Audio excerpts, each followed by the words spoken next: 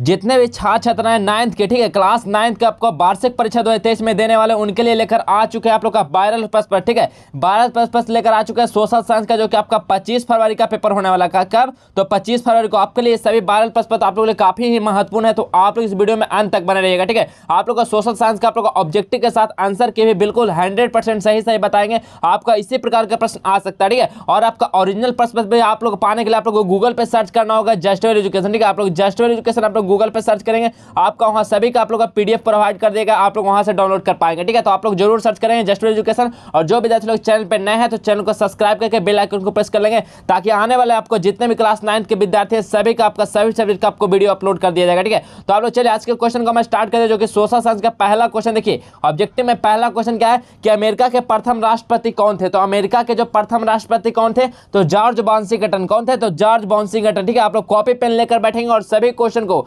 बारीकी से आप लोग नोट कर लेंगे, आपको हूबहू इसी प्रकार का प्रश्न आ सकता है, ठीक है। और आप लोग इस सभी क्वेश्चन को याद कर लेंगे, क्योंकि आपके लिए काफी ही सभी महत्वपूर्ण प्रश्न है। तो अमेरिका के प्रथम राष्ट्रपति कौन थे, तो जॉर्ज वाशिंगटन, ठीक है, याद रखेंगे। ऑप्शन नंबर ए बिल्कुल सही आंसर हो जाएगा, जॉर्ज वाशिंगटन। चलिए नेक्स्ट क्वेश्चन क्या है, किस संधि द्वारा, क्या है, किस संधि द्वारा अमेरिकी स्वतंत्रता संग्राम जो हुआ समाप्त हुआ था। तो कौन सा संधि द्वारा क्या हुआ था, अमेरिकी स्वतंत्रता संग्राम समाप्त हुआ था, कौन सा? तो पेरिस संधि द्वारा। किसके द्वारा? पेरिस संधि द्वारा। ऑप्शन नंबर भी बिल्कुल सही आंसर हो जाएगा। चलिए नेक्स्ट क्वेश्चन देखते हैं। तो नेक्स्ट क्वेश्चन क्या है, फ्रांस की क्रांति, ठीक है, फ्रांस की क्रांति किस ईस्वी में हुआ था। तो फ्रांस की क्रांति किस ईस्वी में हुआ? ऑप्शन में दिया गया आप लोग को 1776 ईस्वी, 1789 ईस्वी, या 1786 ईस्वी, 1832 ईस्वी। तो कब हुआ था फ्रांस की क्रांति? तो 1789 ईस्वी में। ऑप्शन नंबर भी बिल्कुल इसका सही आंसर हो जाएगा। चलिए नेक्स्ट क्वेश्चन की ओर बढ़ते हैं। नेक्स्ट क्वेश्चन क्या है, रूसो द्वारा कौन सी पुस्तक लिखी गई है, बताइए। रूसो जो थे उसके द्वारा कौन सी पुस्तक लिखी गई थी। तो कौन सा पुस्तक लिखा गया था विद्यार्थी? तो सामाजिक संविदा, ठीक है, सामाजिक संविदा लिखा गया था। ऑप्शन नंबर सी बिल्कुल सही आंसर हो जाएगा। चलिए नेक्स्ट क्वेश्चन देखिए। नेक्स्ट क्वेश्चन क्या है, प्रतिनिधित्व, क्या है, प्रतिनिधित्व नहीं तो कर नहीं का नारा किसने दिया, बताइए। प्रतिनिधित्व नहीं तो कर नहीं का नारा कौन दिए थे, तो बताइए। ऑप्शन में दिया गया जॉर्ज वाशिंगटन, या सैमुअल एडम्स, या एडम स्मिथ। कौन दिए थे? तो ये जो ऑप्शन में दिया गया इसमें से कोई नहीं दिए थे, ठीक है। तो इनमें से कोई नहीं हो जाएगा। ऑप्शन नंबर डी बिल्कुल सही आंसर हो जाएगा। चलिए नेक्स्ट क्वेश्चन क्या है, सप्तवर्षीय युद्ध, ठीक है, सप्तवर्षीय युद्ध कब चला था? तो 1756 से लेकर 1763 ईस्वी तक, ठीक है। ये देखिए आप लोग का 7 वर्ष का युद्ध हुआ था, इसी को नाम रखा गया सप्तवर्षीय युद्ध। तो सप्तवर्षीय युद्ध किन दो देश के बीच लड़ा गया था? तो कौन सा दो देश था जिसके बीच लड़ा गया था? तो कौन सा देश? तो इंग्लैंड और फ्रांस के बीच। कब लड़ा गया था? इंग्लैंड और फ्रांस के बीच लड़ा गया था। चलिए नेक्स्ट क्वेश्चन की ओर बढ़ते हैं। नेक्स्ट क्वेश्चन क्या है कि शक्ति पृथक्करण, क्या शक्ति पृथक्करण सिद्धांत किसने दिया? जो शक्ति पृथक्करण सिद्धांत था वो किसने दिया था? तो मॉन्टेस्क्यू। कौन दिए थे? तो मॉन्टेस्क्यू ने दिए थे। ऑप्शन नंबर डी बिल्कुल सही आंसर हो जाएगा। चलिए नेक्स्ट क्वेश्चन क्या है,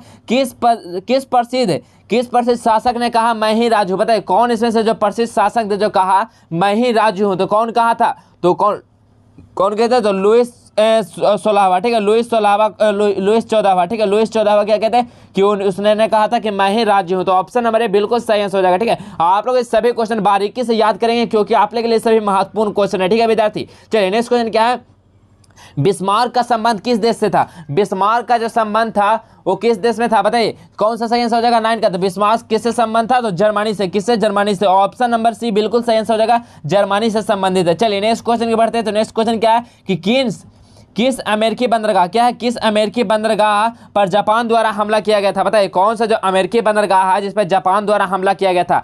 तो कौन सा, किसके द्वारा? तो पर्ल हार्बर, ठीक है, पर्ल हार्बर बंदरगाह है जिस पे जापान द्वारा किया गया था, हमला किया गया था। तो ऑप्शन नंबर है बिल्कुल सही हो जाएगा, पर्ल हार्बर। चलिए नेक्स्ट क्वेश्चन, हिटलर की आत्मकथा का क्या नाम है, बताइए। हिटलर का जो आत्मकथा था उसका क्या नाम है? हिटलर की आत्मकथा का क्या नाम है विद्यार्थी? तो उसको मीन कैफ, क्या नाम था? मीन कैफ। ऑप्शन नंबर बी बिल्कुल सही हो जाएगा, मीन कैफ। चलिए नेक्स्ट क्वेश्चन क्या है कि टैलेकर क्या था, बताइए। टैलेकर जो था, ये टैलेकर क्या था? तो सही आंसर क्या होगा? तो भूमि कर, ठीक है, भूमि लैंड टैक्स था। क्या था टैलेकर? तो ये लैंड टैक्स था। तो ऑप्शन नंबर है बिल्कुल सही आंसर होगा, जिसको हम लोग भूमि कर बोलते हैं। चलिए नेक्स्ट क्वेश्चन क्या है? तो नेक्स्ट क्वेश्चन, निम्न में कौन उत्पादन का साधन नहीं है, बताइए। ऑप्शन में दिया गया इसमें से कौन है जो उत्पादन का साधन नहीं है? श्रम, उद्यमी, पूंजी, या उपभोग। क्या हो जाएगा सही आंसर? 13 का सही आंसर क्या हो जाएगा, बताइए आप लोग, कमेंट कीजिए आप लोग, क्या हो जाएगा? कौन उत्पादन का साधन नहीं है? तो 13 का सही आंसर क्या हो जाएगा? उपभोग। उपभोग क्या है? ये उत्पादन का साधन नहीं है। तो ऑप्शन नंबर डी बिल्कुल सही आंसर हो जाएगा। चलिए नेक्स्ट क्वेश्चन क्या है, भौतिक पूंजी का गुण है, बताइए भौतिक पूंजी का जो गुण है वो क्या, कौन सा गुण है, तो मूर्ति। क्या है, मूर्ति क्या है, भौतिक पूंजी का गुण है। ऑप्शन नंबर बी बिल्कुल सही आंसर हो जाएगा। नेक्स्ट क्वेश्चन देखिए,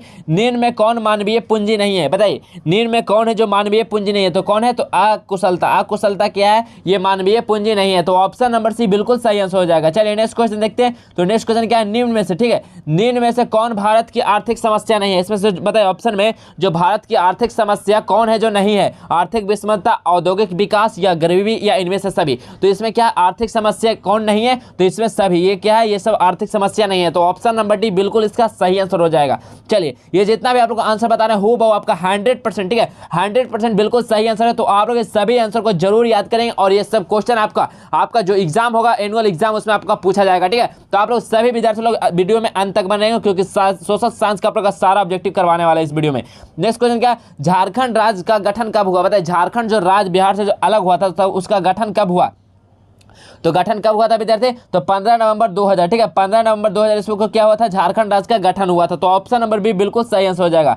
नेक्स्ट क्वेश्चन क्या है, राष्ट्रीय ग्रामीण रोजगार, ठीक है राष्ट्रीय ग्रामीण रोजगार गारंटी अधिनियम जिसको हम क्या बोलते हैं, नरेगा, ठीक है किसका क्या बोलते हैं, नरेगा का जो कब लागू हुआ था, नरेगा कब लागू किया गया था, तो 2005 ईस्वी में। कब किया गया था, तो 2005 ईस्वी में। ऑप्शन नंबर ए बिल्कुल सही आंसर हो जाएगा। नेक्स्ट क्वेश्चन, बिहार में पाई जाने वाले बेरोजगारी है, बताइए बिहार में पाई जाने वाले कौन सी बेरोजगारी है, घर्षणात्मक है या चक्रीय है या प्रच्छन्न है या इनमें से कोई नहीं, तो कौन इसमें है जो बिहार में पाए जाने वाले बेरोजगारी है, तो ऑप्शन नंबर डी बिल्कुल सही हो जाएगा, इनमें से कोई नहीं। ये क्या है, ये बिहार में पाए जाने वाले बेरोजगारी इनमें से कोई नहीं है, तो ऑप्शन नंबर डी सही आंसर हो जाएगा। चलिए नेक्स्ट क्वेश्चन क्या है, 2011 की जनगणना के अनुसार क्या पूछा है कि 2011 में जो जनगणना हुआ था उसके अनुसार जो बिहार में साक्षरता दर कितना था, ठीक है कितना साक्षरता दर था, बताइए लिटरेसी रेट कितना था, तो 20 का सही आंसर क्या हो जाएगा, तो 63.82% बिहार का साक्षरता दर था 2011 के जनगणना में। तो ऑप्शन नंबर डी बिल्कुल सही आंसर हो जाएगा। सभी लोग इस सभी क्वेश्चन को याद रखेंगे। चलिए नेक्स्ट क्वेश्चन क्या है, किसी राज्य में राज्यपाल की नियुक्ति कौन करता है, बताइए किसी राज्य में अगर राज्यपाल को नियुक्ति करना होता है तो कौन करता है, तो कौन करता है, तो राष्ट्रपति क्या होता है, राज्यपाल को नियुक्ति करता है। तो ऑप्शन नंबर बी बिल्कुल सही आंसर हो जाएगा इसका। चलिए नेक्स्ट क्वेश्चन, नेक्स्ट क्वेश्चन क्या है, भारत में किस प्रकार की दलीय प्रणाली अपनाई गई है, बताइए भारत में जो किस प्रकार का जो दलीय प्रणाली है वो अपनाई गई है, तो कौन सा अपनाई गई है, तो बहुदलीय प्रणाली अपनाई गई है। तो ऑप्शन नंबर सी बिल्कुल सही आंसर हो जाएगा, बहुदलीय प्रणाली। ठीक है चलिए नेक्स्ट क्वेश्चन क्या है, समवर्ती, ठीक है समवर्ती विषयों से संबंधित कार्यकारी शक्ति किसके पास रहती है, जो समवर्ती विषय से संबंधित होता है कार्यकारी शक्ति ये किसके पास रहती है, तो वो केंद्र के पास रहती है, ठीक है याद रखना केंद्र के पास होती है। ऑप्शन नंबर बी बिल्कुल सही आंसर हो जाएगा। नेक्स्ट क्वेश्चन है कि तिब्बत नदी सांगपो किस राज्य से होकर भारत में प्रवेश करती है, बताइए कौन सा राज्य से होकर, तो अरुणाचल प्रदेश से होकर गुजरती है। तो ऑप्शन नंबर ए बिल्कुल सही आंसर हो जाएगा। चलिए नेक्स्ट क्वेश्चन क्या है, निम्न में कौन भारत की सबसे लंबी नदी है, बताइए इसमें से कौन है जो भारत की सबसे लंबी नदी कहा जाता है, गंगा नदी को, नर्मदा को, ब्रह्मपुत्र को या गोदावरी को, तो इसका सही आंसर क्या हो जाएगा, तो गंगा नदी क्या है भारत का सबसे लंबा नदी है। तो ऑप्शन नंबर ए बिल्कुल सही आंसर हो जाएगा गंगा नदी। चलिए नेक्स्ट क्वेश्चन देखते हैं। तो नेक्स्ट क्वेश्चन क्या है, किस नदी को वृद्ध गंगा कहा जाता है, बताइए कौन सा नदी है जिसको हम लोग क्या कहते हैं वृद्ध गंगा कहा जाता है, मतलब वो वृद्ध गंगा कौन सा नदी को कहा जाता है, तो गोदावरी नदी को कहा जाता है। ऑप्शन नंबर डी बिल्कुल सही आंसर हो जाएगा गोदावरी। चलिए नेक्स्ट क्वेश्चन, भूटान की राजधानी कहाँ है, बताइए भूटान की जो राजधानी है वो भूटान की राजधानी कहाँ है, तो थिम्पू। थिम्पू क्या है, ये भूटान की राजधानी है। तो ऑप्शन नंबर सी बिल्कुल सही आंसर हो जाएगा थिम्पू। नेक्स्ट क्वेश्चन क्या है, भारत में किस राज्य की तट रेखा जो है सबसे लंबी है, भारत में जो कौन सा राज्य की जो तट रेखा है वो सबसे लंबा है, तो गुजरात का जो गुजरात राज्य है इसका तट रेखा क्या होता है, तो लंबा है। ठीक है तो ऑप्शन नंबर डी बिल्कुल सही आंसर हो जाएगा। चलिए नेक्स्ट क्वेश्चन देखते हैं। तो नेक्स्ट क्वेश्चन, निम्न में किसका संबंध नदी द्वारा जमाव से है, बताइए इसमें से जो कौन है जिसका संबंध क्या है नदी द्वारा जमाव से है, तो जलोढ़ मिट्टी का क्या है संबंध, नदी द्वारा जमाव से। ठीक है तो ऑप्शन नंबर ए बिल्कुल सही आंसर हो जाएगा जलोढ़ मिट्टी। नेक्स्ट क्वेश्चन क्या है, निम्नलिखित अक्षांशों में कौन भारत होकर गुजरता है, बताइए इसमें से कौन जो अक्षांश है जो भारत से होकर गुजरता है, तो कौन सा अक्षांश गुजरता है, तो कर्क रेखा। कर्क रेखा क्या है, ये भारत से होकर गुजरता है। तो ऑप्शन नंबर डी बिल्कुल सही आंसर हो जाएगा कर्क रेखा। चलिए नेक्स्ट क्वेश्चन, लोकसभा का कार्यकाल, ठीक है लोकसभा का जो कार्यकाल होता है कितने वर्ष का होता है, लोकसभा का कार्यकाल कितने वर्ष का होता है, तो 5 वर्ष का होता है। याद रखना कितना वर्ष का, तो 5 वर्ष का होता है। ऑप्शन नंबर ए बिल्कुल सही आंसर हो जाएगा, लोकसभा का कितना होता है कार्यकाल 5 वर्ष। चलिए नेक्स्ट क्वेश्चन देखते हैं। नेक्स्ट क्वेश्चन है, प्रथम विश्व युद्ध कब आरंभ हुआ था, बताइए जो प्रथम विश्व युद्ध आरंभ हुआ था वो कब कौन सा ईस्वी में हुआ था, तो 1914 ईस्वी में। याद रखना कब हुआ था, 1914 ईस्वी में जो प्रथम विश्व युद्ध स्टार्ट हुआ था। तो ऑप्शन नंबर बी इसका बिल्कुल सही आंसर हो जाएगा 1914 ईस्वी। नेक्स्ट क्वेश्चन देखिए, विश्व में सर्वाधिक वर्षा कहाँ होती है, बताइए विश्व में जो विश्व में जो सबसे अधिक वर्षा कहाँ होती है? तो मासिनराम में, ठीक है। मासिनराम में क्या होती है? सबसे अधिक, विश्व भर में टोटल सबसे अधिक वर्षा कहाँ होती है? तो मासिनराम में होती है। ऑप्शन नंबर डी सही आंसर हो जाएगा। नेक्स्ट क्वेश्चन, भारत एवं चीन के बीच की सीमा रेखा का क्या नाम है? बताइए, भारत और चीन के बीच जो सीमा रेखा है उसको कौन सा नाम से जाना जाता है? तो उसको नाम से जाना जाता है मैक-मोहन रेखा, ठीक है, मैक-मोहन रेखा के नाम से। तो ऑप्शन नंबर सही आंसर हो जाएगा मैक-मोहन रेखा।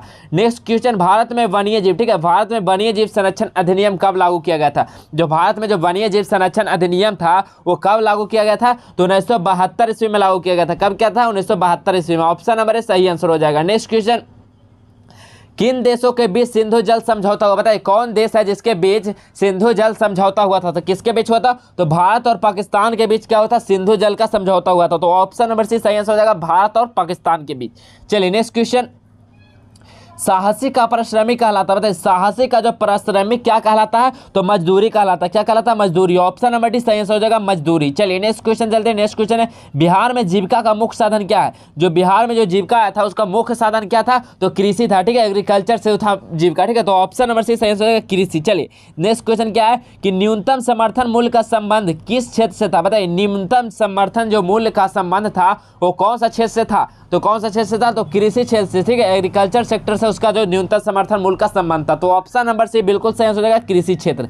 नेक्स्ट क्वेश्चन, निम्न में से कौन परमाणु ऊर्जा उत्पादन केंद्र है? बताइए, निम्न में जो कौन है जो परमाणु ऊर्जा का उत्पादन केंद्र है? तो कौन है परमाणु ऊर्जा का उत्पादन केंद्र? बताइए 40 का आंसर क्या हो जाएगा? तो कैगा क्या है? ये परमाणु ऊर्जा उत्पादन केंद्र, ठीक है। तो ऑप्शन नंबर सही आंसर हो जाएगा, कैगा। चलिए नेक्स्ट क्वेश्चन क्या है, रेल दुर्घटना का प्रमुख कारण क्या रहता है? रेल जो दुर्घटना होता है उसका प्रमुख कारण क्या होता है? कि मानवीय लापरवाही के कारण वो रेल दुर्घटना होता है। तो ऑप्शन नंबर बिल्कुल सही आंसर हो जाएगा, प्रमुख कारण नहीं होता कि मानवीय लापरवाही के कारण वहाँ रेल दुर्घटना होता है। ऑप्शन नंबर सही आंसर हो जाएगा। चलिए नेक्स्ट क्वेश्चन, नेक्स्ट क्वेश्चन है कि पैदल चलते समय, ठीक है, पैदल चलते समय हमें सड़क के किस तरफ चलना चाहिए? बताइए, बहुत ईजी और शानदार क्वेश्चन। बताइए, पैदल अगर आप लोग सड़क पे चल रहे हैं तो आप लोग को किस तरह चलना चाहिए? तो कौन